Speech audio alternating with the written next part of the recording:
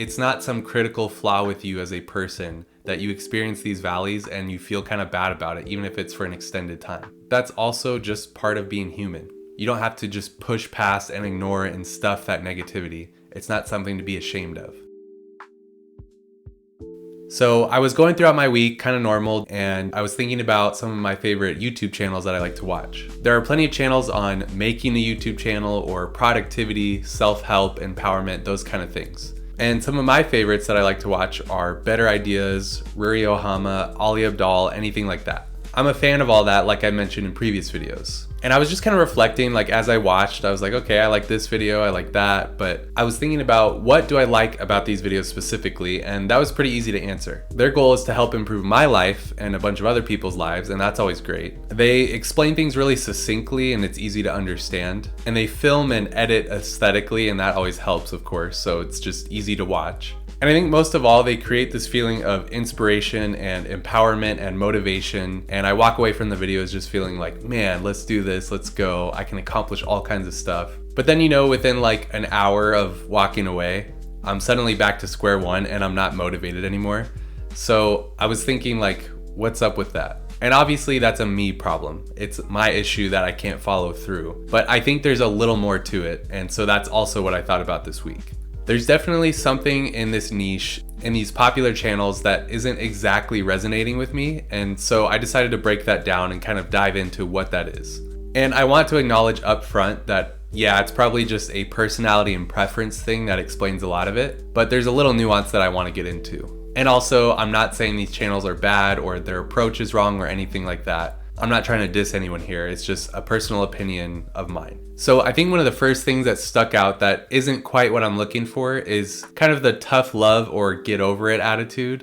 Kind of like, I just put my head down, I did the work, and I stopped complaining, and then I started to succeed. Or this kind of dichotomy, like the failure side, that's like, oh, I'm in a rut, I'm depressed, I'm failing at things. And then there's the successful side, like I'm working out and making money, and everything's going great. And it's almost like a losers versus winners kind of thing.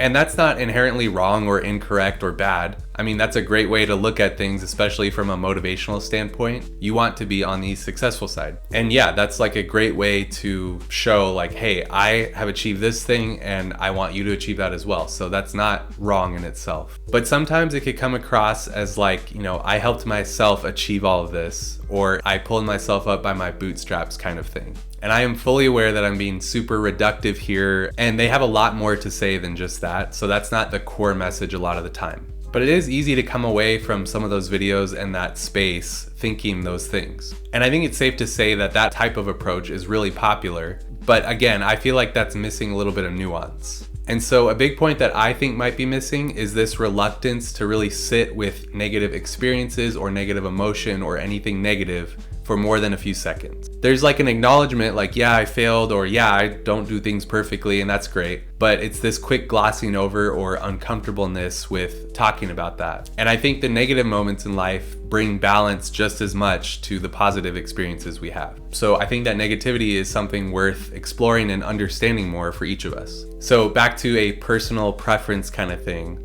What I find helpful, especially when I'm in low moments or ruts, is I like to know, am I really the only person that's feeling this way?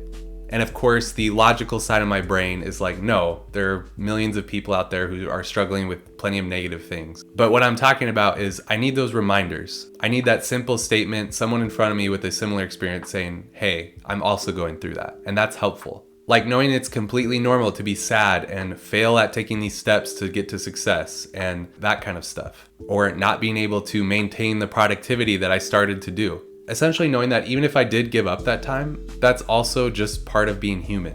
What I'm saying is that what I've learned recently is to just really sit with that negativity for a minute. And by no means am I advocating like dwelling on the past, dwelling on your failures, staying in that rut purposefully. That's the other extreme, and that's not good as well. But it's this really key idea of accepting where you're at in the moment. Acceptance and condoning something are different things. You can accept the situation or the failure or the circumstance without liking it or enjoying it or thinking that it's a good thing. I think of it as how a lot of people describe quicksand. The more you struggle and thrash around and try to get out, the deeper you sink and the faster you sink. But when you slow down and think about it, it's easier to slowly climb your way out. The point I'm trying to make is that it's not some critical flaw with you as a person that you experience these valleys and you feel kind of bad about it, even if it's for an extended time. I wish I had more people throughout my life saying like, hey, that's a normal experience. Hey, it's okay that you feel bad. It's okay that you're in a rut for now. That's all part of the process and you'll come out on the other side better for it. And so that's the kind of encouragement that I want to give with this channel. I know there weren't a lot of specifics this time, but I'm gonna get into more of that in future videos. So I think we all want success and happiness to some degree in our lives. I think that's pretty safe to say. And that's a great thing. It's great to aspire for achieving and doing more and being successful in your life. But I think there's also plenty of benefit to just accepting that sometimes we're not gonna succeed. Sometimes we aren't able to just force ourselves to do better and achieve more. There are times where it will take a while to get back on the right path. You don't have to just push past and ignore and stuff that negativity. It's not something to be ashamed of. And again, don't stay there purposefully. Don't dwell on those things.